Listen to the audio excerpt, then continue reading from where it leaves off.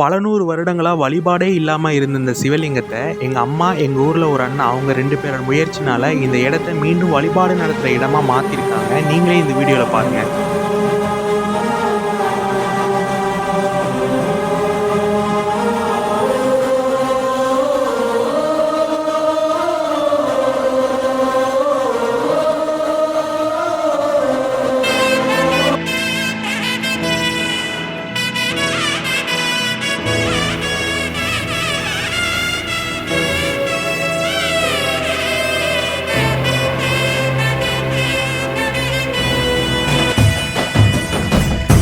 அரியேனே சிவனே உன்னை போற்றிட, அரியேனே சிவனே உன்னை போற்றிட, அறியாமை அறிந்த